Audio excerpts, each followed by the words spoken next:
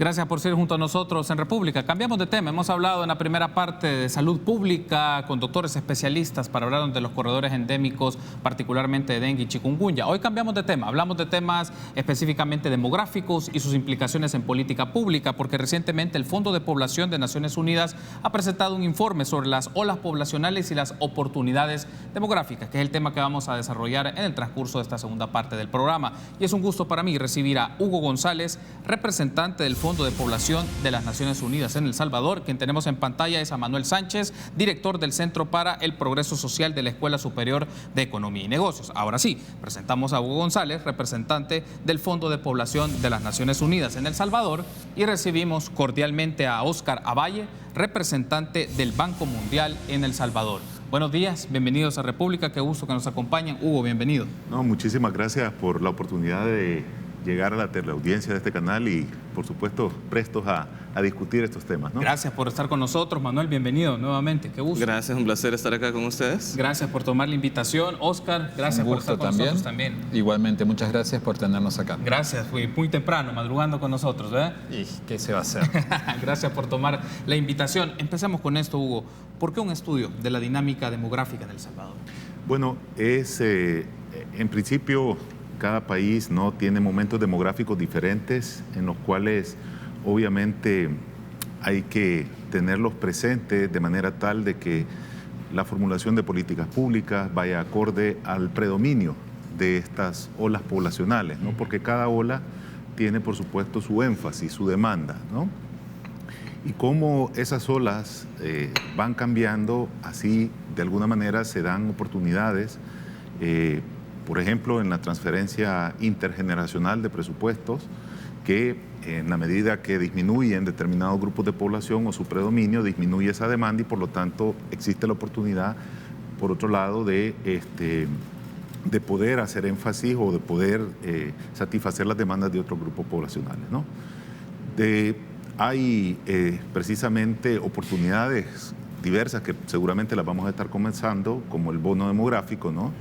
Y que es un aspecto demográfico que el país va a vivir o está viviendo desde el año 2012 y que se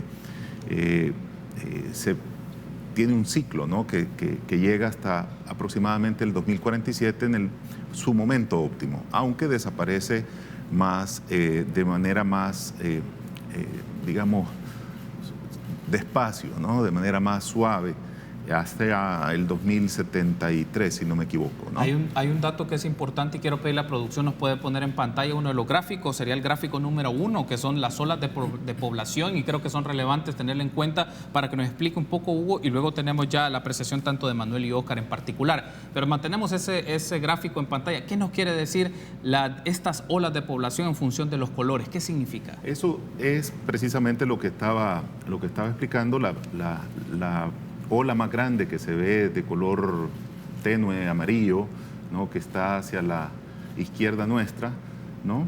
Es la ola poblacional de los 0 de los 19 años. Es una ola que ha venido siendo predominante en los últimos años, pero que allá hacia el año 2022, si no me equivoco, va a estar siendo reemplazada por otra ola que es la de los adultos jóvenes, la de 20 a 39 años, ¿no? Y posteriormente la que sigue de color un verde tenue es la de también adultos, que es de 40 a 59 años, y la última hacia la derecha es la ola poblacional que se refiere a los adultos mayores, ¿no? Esos son los momentos y los periodos en los cuales estas olas van teniendo un predominio a lo largo de la vida del país, ¿no? Y cada grupo va teniendo un énfasis. Por ejemplo, si hablamos de la ola que ya va a comenzar a tener predominio, que es la ola adulto joven, este grupo de población lo que requiere, por ejemplo, es educación especializada, empleo, ¿no? Que dinamice precisamente la economía del país. Por lo tanto, las oportunidades que se dan ahí son cómo armonizar, por ejemplo, esa educación especializada con los planes de desarrollo económico que el país se está planteando, los polos de desarrollo, pero también examinar a lo interno las desigualdades que se producen. Hoy por hoy, por ejemplo, la educación, si nosotros vemos la educación urbana versus la educación rural, hay una desigualdad entre estos grupos de población. O si vemos, por ejemplo, el empleo, la participación de las mujeres y de los hombres en el empleo formal, vemos de que básicamente los hombres duplican en su participación con respecto a las mujeres. Entonces, esos análisis son importantes de forma tal de qué manera, por ejemplo, se puede tomar ventaja de un bono demográfico femenino o la migración que está teniendo el país en este momento y cómo se puede incentivar políticas que retengan estos grupos de población en lugar que esta población salvadoreña esté teniendo un efecto de sifón como resultado de la falta de oportunidades, por ejemplo, o problemas de seguridad, ¿no? Ahora, retomando un poco esta idea que Hugo nos menciona, Óscar, del tema migratorio, ¿qué lectura se puede hacer de estas olas poblacionales y su vinculación con el fenómeno migratorio que caracteriza a El Salvador? Yo creo que el tema básico, y lo estábamos conversando el otro día, inclusive con Mateo y mi hijo Fausto, los dos me preguntaban, papá, hay cada vez más gente. Si hay más gente, ¿cómo hacemos para que podamos evitar que sean pobres? Y el tema central alrededor de esto es el tema de crecimiento y oportunidades. Lo que hay que generar es trabajo. ¿Por qué? Porque si tenemos más gente, esa gente presiona. ¿Para qué? Para que quieren trabajar. Más cuando tenemos jóvenes, esta ola demográfica donde cada vez tenemos más jóvenes que quieren entrar al mercado laboral, lo que hay que darles es trabajo. Hoy por hoy, El Salvador produce aproximadamente 30.000 puestos laborales anuales y entran anualmente al mercado laboral 40.000 personas. O sea, faltan 10.000 trabajos. Si yo esos trabajos no los logro cubrir con oportunidades concretas, la gente se va a ir. Y es el fenómeno que estamos viendo en este momento.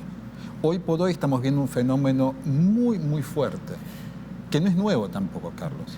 El primer informe que hicimos sobre El Salvador fue en 1948.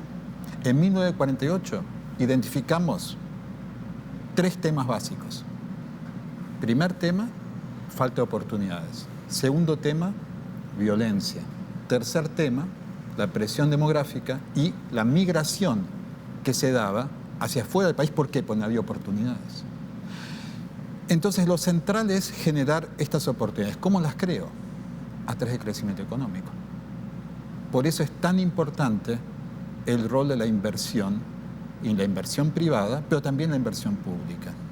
El Banco Mundial es una institución que trabaja sobre 2 ejes básicos.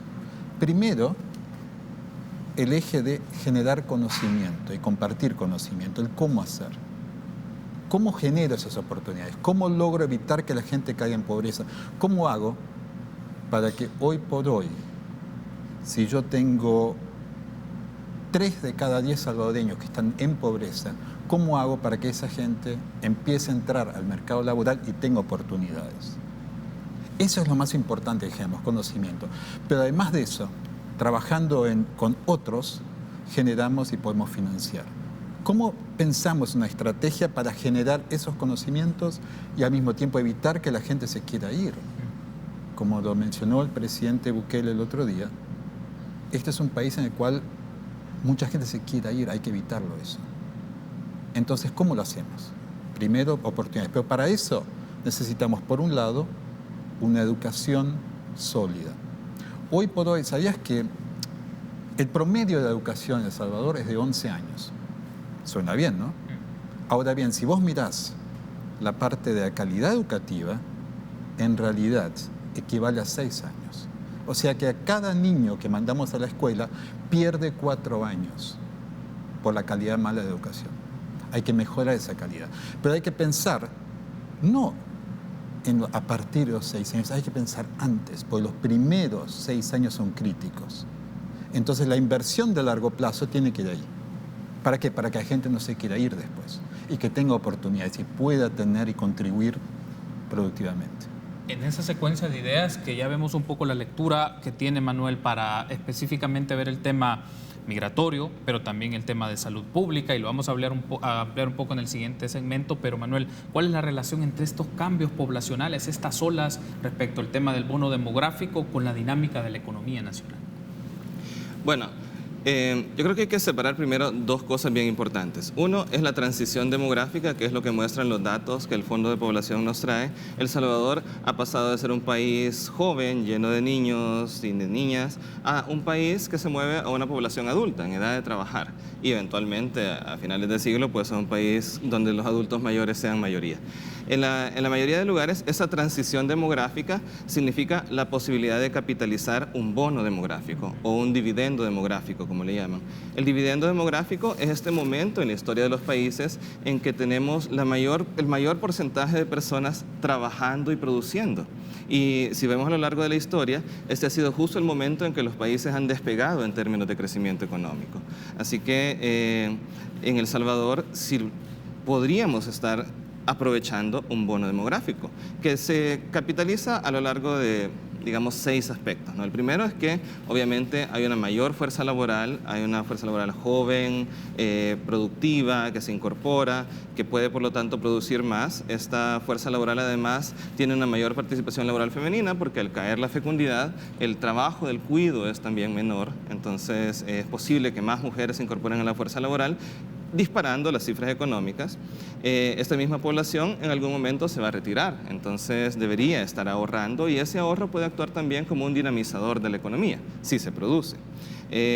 Por otro lado, pues las personas, no solo el país se vuelve un país de población más adulta, sino que aumenta la longevidad. Y eso implica que las personas permanecen más tiempo en el mercado laboral, tienen más tiempo para ahorrar. Y por último, que es también muy importante, es que en la mayoría de países donde se ha dado esa transición demográfica, también la población se mueve hacia la clase media. Por varias razones, porque tiene menos dependientes, porque hay más participación laboral, porque el crecimiento de la economía se dispara, y eso permite una transformación de las economías realmente. Ahora, hay algo súper importante. No necesariamente que estemos en la transición demográfica implica que vamos a capitalizar el bono demográfico. Podemos perder esa oportunidad. ¿Cómo se capitaliza? Bueno, en la medida en que las personas tienen las capacidades para poder explotar esa oportunidad, esa productividad potencial. ¿Pero qué son las capacidades? Hay un marco teórico que me gusta mucho a mí, que es el enfoque de capacidades, que dice que básicamente nosotros necesitamos una combinación de diferentes aspectos para poder realizar nuestro potencial como personas. Las capacidades innatas, que son estas cosas como la salud, la buena nutrición en la infancia, las capacidades que se van desarrollando a lo largo de la vida, como las que se adquieren con la educación. Y por último, las capacidades combinadas, que involucran no solo mi propio capital humano, sino también un entorno que me permita trabajar, que me permita ser productivo, donde tenga las libertades para desarrollar mi proyecto de vida. Entonces, en la medida en que esos elementos estén, vamos a poder realizar este bono demográfico. De lo contrario, va a ser simplemente una oportunidad perdida y nos vamos a encontrar a finales de siglo con una población envejecida que necesita mucho apoyo del Estado, pero donde no se han construido los recursos para proporcionar esos apoyos, y eso sería muy trágico. Entonces, estamos todavía en un momento en que esta transición demográfica se está dando, en que en los últimos 20 años probablemente no hemos invertido lo suficiente en desarrollar esas capacidades de las personas, y por lo tanto vamos en una trayectoria donde probablemente perdamos la mayor parte de este bono demográfico.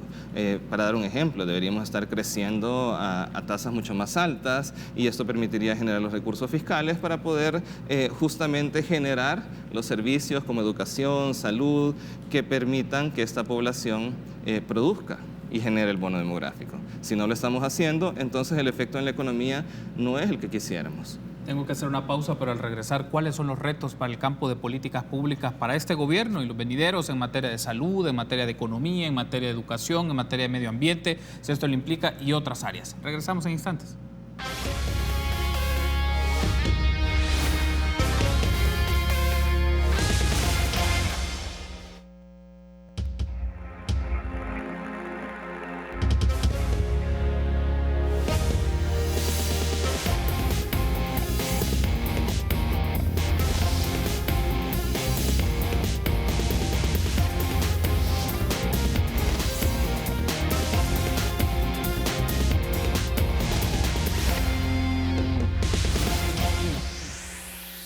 Gracias por seguir junto a nosotros en República. Continuamos platicando de las oportunidades demográficas y las olas poblacionales del Salvador. Un reciente informe publicado por el Fondo de Población de las Naciones Unidas del Salvador, UNFPA. Nos acompañan para eso Hugo González, su representante, Óscar Abay, el representante del Banco Mundial en El Salvador, y Manuel Sánchez, director del Centro para el Progreso Social de la Escuela Superior de Economía y Negocios, ESEN. Hay un aspecto que platicábamos antes de entrar a la pausa, pero creo que es importante discutirlo y ponerlo a disposición de nuestros amigos y amigas de la audiencia.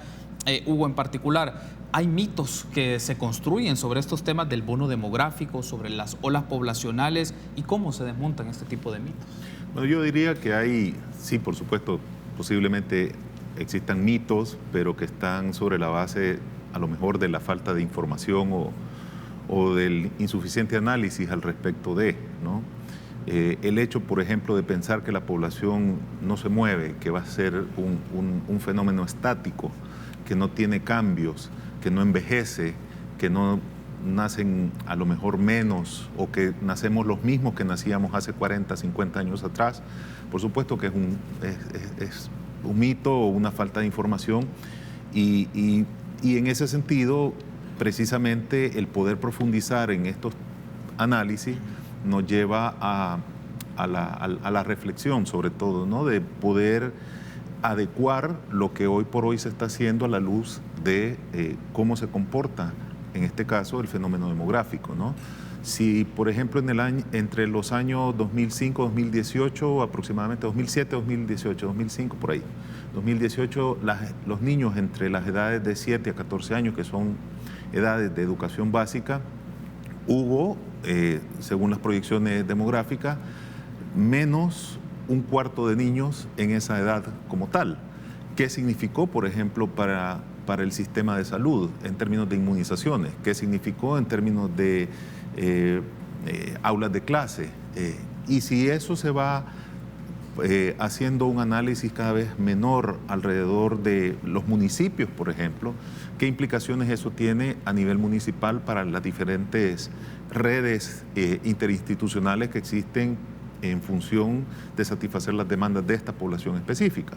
Es decir, pueden existir ahorros, que esos ahorros se pueden derivar ya sea para el tema que, por ejemplo, Óscar levantaba, que tiene que ver con la calidad educativa, o para otros sectores y atender las demandas de determinadas poblaciones en esos sectores. Hay quienes piensan, por ejemplo, que el hecho de que un país tenga... teníamos una conversación un día de esto con algunos parlamentarios y decía uno de ellos, bueno, pero es que la población o un país que esté poblado tiene más riqueza. Por supuesto que tiene más riqueza en el sentido de que la población en sí misma es la mayor riqueza que un país tiene. Pero hay ejemplos como Nigeria, por ejemplo, que además es un país en el cual tiene petróleo, tiene gas, ¿no? Pero no necesariamente presenta y tiene 195 millones de habitantes aproximadamente, y no necesariamente tiene los mejores índices sociales y económicos, comparado con otros países que podrían tener incluso tasas más bajas de población con respecto a, y menos recursos a lo mejor, y menos comparado con este otro país. Había otro mito que también discutíamos en esa misma ocasión sobre que si los jóvenes hoy por hoy prefieren vivir de las remesas o si prefieren trabajar. Y sobre la base de lo que, no sé, de la percepción o de lo que cualquiera sea la información que venía a esas personas para hacer ese comentario. Y simplemente hay que ver qué está pasando con la población, está migrando. O sea, si una persona está migrando de su país donde tiene toda su red familiar, tiene que ver porque no encuentra oportunidades de empleo, hablando de población en edad económicamente activa, ¿no? Entonces, sí se generan retos, y sí se generan mitos alrededor, ¿no? de estos temas, pero precisamente este extracto que conversábamos la semana pasada, el viernes de la semana pasada, sobre las olas poblacionales y las oportunidades demográficas que eso genera, en realidad es un resumen de un documento más amplio que trabajamos conjuntamente con Fundaungo, que tiene que ver con el diagnóstico sociodemográfico que el país tiene en este momento, ¿no? Y lo que trata esa publicación es de poner en relieve que es necesario tener una mirada sobre el efecto demográfico. Importante, una de las conclusiones que salía de esta actividad era, bueno, se necesita un censo de población, por ejemplo, ¿no? Sí. O se necesita una política de población que centre a las personas alrededor de las políticas públicas, ¿no? Óscar, ahora retomando un poco esta idea que hay mitos que se construyen sobre el tema de los bonos demográficos o las nociones que se tienen a nivel poblacional o las olas poblacionales, si lo vemos en el campo económico-social, ¿cuáles son estos mitos que en algunos casos, si se construyen o se mantienen de manera muy aferrada, pueden derivar en políticas públicas erróneas o malas interpretaciones de los fenómenos que se están dando en las sociedades? Yo creo que más que hablar sobre políticas erróneas, yo pensaría en hacia dónde y cómo quiero yo estructurar una política de un país. Y creo que acá lo primero que hay que partir son de datos. El primer dato es que 8 de cada 10 niños hasta los 6 años no va a ningún tipo de centro escolar. Después de eso, solamente 4 de cada 10 van a una escuela. ¿Cuál es la consecuencia? Que después 3 de cada 10 adolescentes no estudian ni trabajan. Ante esa situación, lo que tenemos que pensar en primera instancia es cómo mejoro esa educación. ¿Cómo genero un capital humano que me permita a mí tener una población educada para la cuarta revolución industrial? Entonces, lo primero que tengo que hacer es evitar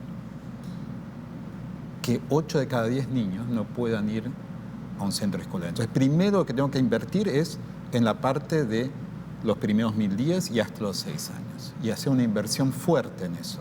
Esa inversión fuerte me va a generar un capital humano bueno para que después, en la escuela primaria, yo pueda generar las capacidades. Y finalmente, en la escuela secundaria, yo pueda tener una educación que permita que haya personas preparadas para la cuarta revolución industrial. Obviamente, el mito acá no es solamente poner plata, sino en realidad es también mejorar y hacer un sistema educativo moderno. Y creo que esa es una prioridad que, por lo que estoy escuchando, este gobierno está teniendo también. El otro tema es el tema salud. Acá el 40% de mortalidad del país se debe a enfermedades crónicas no transmisibles. Diabetes, hipertensión, obesidad. El sistema público, por ejemplo, en las salas de cuidado normal están pacientes que deberían estar en salas de cuidado intensivo. Entonces tenemos que pensar acá también en cambiar el sistema, mejorar, modernizar el sistema de salud. ¿Para qué? Para atacar ese 40%, para que haya una reducción de esa mortandad. Pues si no logro eso, no tengo a esta gente capacidad para poder estar en el mundo laboral. Ahora bien, sin oportunidades, sin crecimiento económico, lo que voy a tener es gente muy saludable y muy educada que se va a ir.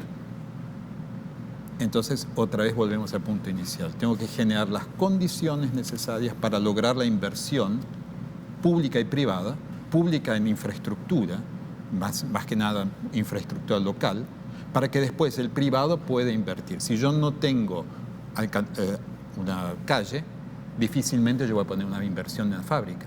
Entonces tengo que pensar en ese desarrollo local de la calle. El municipio tiene que proveer ese tipo de inversión. Después el privado va a venir y genera crecimiento económico y las personas van a poner trabajos. Hay oportunidades. Hay oportunidades en el área de software. Hay oportunidades en el área de, por ejemplo, mantenimiento de aviones, que junta el tema de alta tecnología con el tema de educación vocacional y genera una salida laboral. Esas áreas, el nivel de migración de las personas que trabajan en esas áreas es mínimo. Entonces no es una cuestión que acá todo el mundo se quiera ir. No. Lo que pasa es que la gente se tiene que ir porque no tiene oportunidades. Y la importancia es generar esas oportunidades. Tengo que hacer la pausa, pero al regresar, Manuel, hablemos un poco sobre el tema de cobertura en seguridad social y qué significa en materia de políticas económicas y sociales, el tema del bono demográfico y cuáles son desde el campo del Banco Mundial y UNFPA los retos en política pública que ustedes consideran que este nuevo gobierno se debe de trabajar, con los cuales son áreas de intervención conjunta o de cooperación. Regresamos en instantes.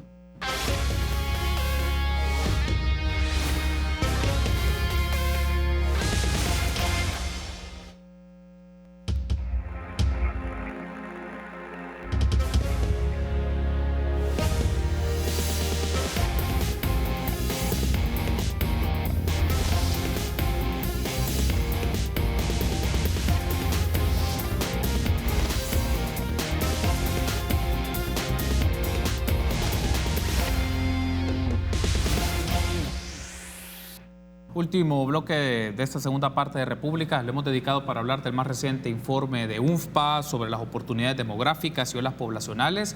Para eso nos acompañan Hugo González de UNFPA, Óscar Avalle del Banco Mundial y Manuel Sánchez de la Escuela Superior de Economía y Negocios, ESEN. Y justamente vamos a hablar con Manuel respecto a un gráfico en concreto que le pedimos a producción, nos puede poner en pantalla el gráfico número 4, que es cobertura de seguridad social por sexo respecto a la población económicamente activa, y ahí aparece en pantalla. ¿Qué nos podemos interpretar un poco, primero que analizar de este dato, Manuel, que aparece en pantalla, y qué significa en materia de políticas públicas de desarrollo socioeconómico tener en cuenta este nivel de información, Manuel?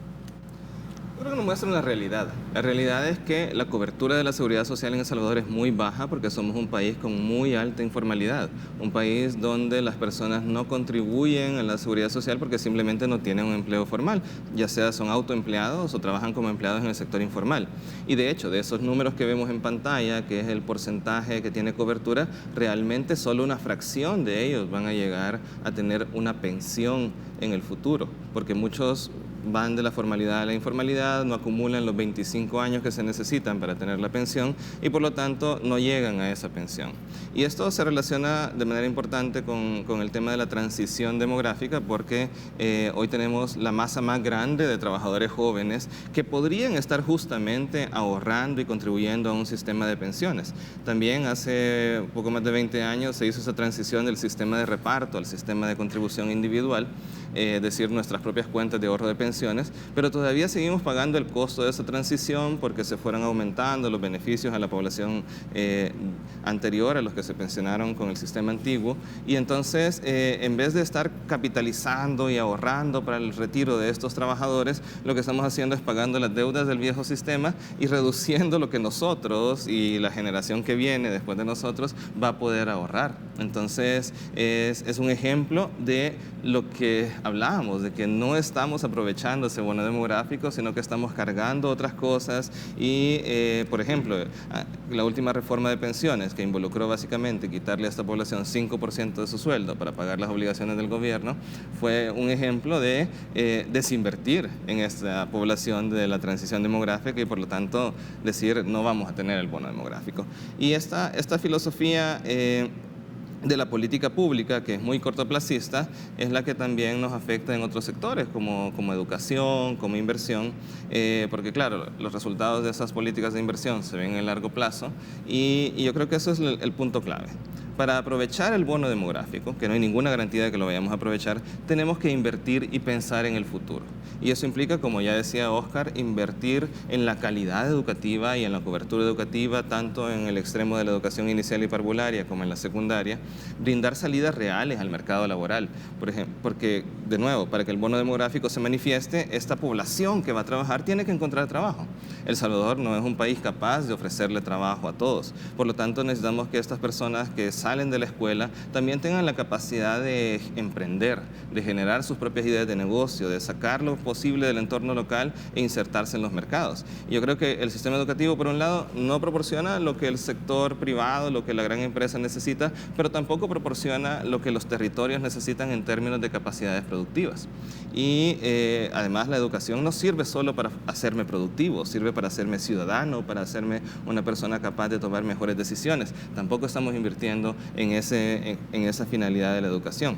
Entonces, yo creo que el tema de la seguridad social es solo un ejemplo de la baja inversión y de la baja cobertura que se ha hecho en los temas sociales relevantes para que nuestro bono demográfico realmente ocurra. De lo contrario, estamos viendo cómo la oportunidad se nos va pasando y vamos a llegar a un momento en que ya va a ser mucho más difícil crecer en algunas décadas. Bueno, el gráfico lo que nos muestra una realidad muy marcada de la situación salvadoreña, Hugo, es apenas 1/3 de la población económicamente activa, y en este caso de hombres y mujeres, un poco más hombres que mujeres, que también las mujeres han sido afectadas históricamente sobre el tema de seguridad social en cobertura de la población económicamente activa. Digamos, es una situación emergente. Y esto me permite conectar particularmente, Hugo, ¿cuáles considera UNFPA que son los temas o la agenda de políticas públicas que se debe trabajar? No solo lo pienso en gobierno, a nivel estatal particularmente, y con la cual UNFPA puede coincidir en sus agendas de trabajo en materia de cooperación, derivado de este informe, del estudio de las olas de población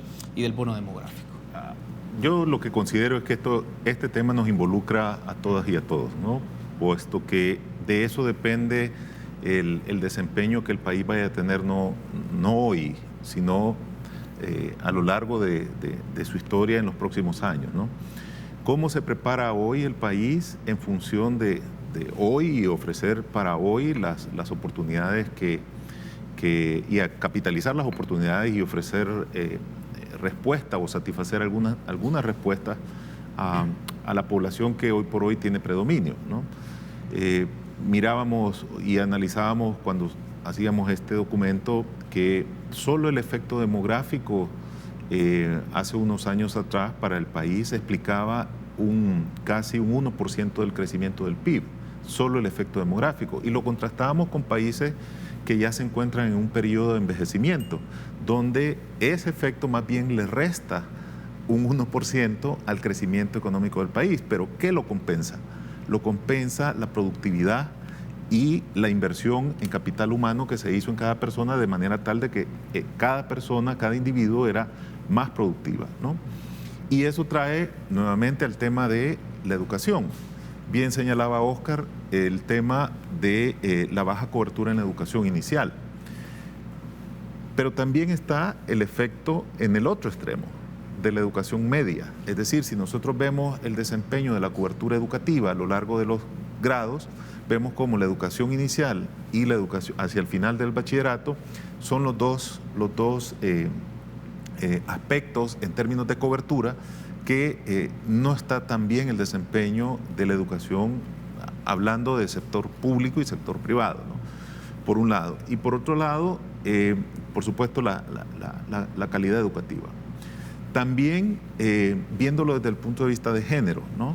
Ya tú señalabas en ese gráfico la desventaja que existe para las mujeres, sí, en términos de la protección social. Y si tomamos en cuenta que las mujeres hoy por hoy representan el mayor grupo de población en términos porcentual con respecto a los hombres, que además en los próximos años las mujeres van a alcanzar una esperanza de vida de 81 años y los hombres la vamos a alcanzar 35 años después. Es decir, las mujeres viven más, son más, pero tienen menor entrada al mercado laboral y además menor cobertura de la protección social. Es decir, que cuando las mujeres llegan a envejecer, lo hacen en mayor desventaja que con respecto a sus homólogos hombres. Entonces, ¿de qué manera se pueden también incentivar algún tipo de política que procure aprovechar ese grupo de población que no participa, no porque no quiera, posiblemente se debe también al alto porcentaje que ellas dedican a las tareas de cuidado? Pero cómo, si se logra incentivar, si se logra adecuar políticas y medios que promuevan la inserción de la mujer, donde existan salas de cuidado para sus chicos, por ejemplo, de forma tal de que ellas estén laborando y que también tengan la opción de que sus chicos estén siendo cuidados y estén aportando al desarrollo del país. Es decir, con esas miradas, ¿no?, es importante tomar en cuenta estas variaciones. O, por ejemplo, como una vez hice mención en el Consejo de Educación, las inversiones en escuelas debería también considerar a nivel municipal cuáles van a ser las tendencias de las demandas de los grupos de población en edad escolar, para ver qué transiciones se pueden ir dando sobre la base de la infraestructura ya presente en el país. Porque puede ser de que se vaya a mejorar una escuela donde no necesariamente el retorno fiscal que se vaya a tener vaya a ser el mejor, porque solamente vas a tener 3 o 5 niños en ese grado. O sea, ¿qué tipo de alternativas se pueden ir pensando en función de esa demanda que va a tener demográficamente hablando, ¿no? Ante esto, cerraríamos, Óscar, con su intervención. ¿Cuál es el escenario de agenda de programas o de políticas públicas del Banco Mundial? ¿Tiene prioridades o interés de vincularse con el gobierno? Nosotros apoyamos una agenda de desarrollo del gobierno. Somos socios en el desarrollo de El Salvador. En esto, el primer objetivo es generar oportunidades y crecimiento, pasar de una tasa de crecimiento del 2.5, 2.6 al 3, 3.5. Para eso, educación es esencial. Nosotros invertimos en el largo plazo de la educación.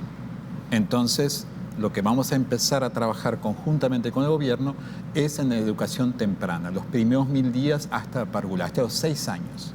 Esa inversión es esencial, porque ahí es donde yo armo la estructura básica de una población para la cuarta revolución industrial, para la revolución de la tecnología, para la revolución de los servicios, para la revolución de todo lo que va a generar ese mundo nuevo que ni nosotros sabemos qué va a pasar dentro de 30 años, en qué mundo vamos a ir. Punto 1.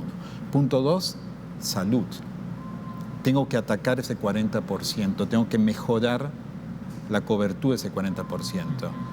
Y finalmente, un poco lo que comentó Manuel y Hugo también, el tema municipal. Tenemos que fortalecer el desarrollo local. Por eso la primera intervención que tenemos es en el desarrollo local, en infraestructura. A través de eso creemos que se generan oportunidades o lo básico para que haya oportunidades de crecimiento. Esa es la agenda que estamos apoyando y esa es la agenda que nos encantaría poder dejar también para las generaciones futuras de El Salvador. Quiero darle las gracias por haberme acompañado. La invitación está hecha para continuar discutiendo los temas. El tiempo nos resulta insuficiente para profundizar con estos temas, pero me gustaría que hiciéramos un capítulo 2 y 3, no solo por el tema de demografía y también lo que significa de las olas poblacionales, sino la agenda de trabajo en materia de políticas públicas y también tener la lectura académica que evidentemente es importante. Gracias, Manuel. Gracias, Oscar. Gracias Hugo. No, solamente decirte que afortunadamente ya hay una decisión gubernamental de realizar el censo de población, así que posiblemente excelente. vamos a actualizar las cifras y los escenarios para los próximos años en el país, ¿no? Ese es un tema importante, el tema poblacional, el censo y los datos sobre este tema. Muchas gracias por habernos acompañado y a ustedes, amigos, ha sido un gusto. Será hasta mañana, 6:30. Buen día.